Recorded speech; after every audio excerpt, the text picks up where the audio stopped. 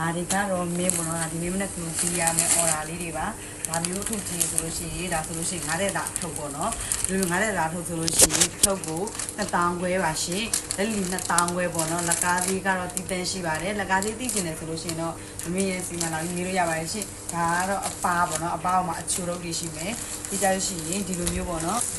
ဒီကမှလာကြတော့ဒီမျိုးစကားကြီးလည်းပါပါတယ်ရှင်ဒီမျိုးစကားနဲ့အပားနဲ့ဆိုလို့ရှိရင်လည်းဇီနုံလေးကတော့အတူတူပါပဲရှင်ခွဲထားမှရှိပေါ့နော်ဒီလိုမျိုးအခြေဒီလိုမျိုးအချင်းတော့ဒီလိုမျိုးတပိတ်တာထုတ်တစ်ထုပ်ကို2000ခွဲချက်ထင်းနေရမှာဖြစ်ပါတယ်ဒါကတော့အထူးလျှော့သေးပေါ့နော်2000ခွဲပါရှင်ဘာကြောင့်မင်းတို့ပေါ့နော်ပိုးရီရစ်ပြီးတော့မှပိုးရဟာလေးတွေကိုကြော်ထားတာဖြစ်တဲ့အတွက်ကြောင့်မို့မင်းပေါ့နော်ဒါအမျက်မတင်ပဲနဲ့ဒါလျှော့ပြီးတော့မှရောင်းဝေးထားတာပဲဖြစ်ပါတယ်ရှင်ဒီမျိုးလေးတွေပါနော်အခြေဆိုပေမဲ့လုံးဝအခြေမပါဘူးပြန်ရောင်းမဲ့သူတွေအတွက်ဆိုလို့ရှိရင်အရန်ကိုပဲတန်တော့ပါရှင်အကြောင်းသေးမှာပဲရောင်းရောင်းဒီမှာပဲရောင်းရောင်းပေါ့နော်ကုန်ဆိုင်တွေမှာလည်းတင်လို့ရပါတယ်ရှင်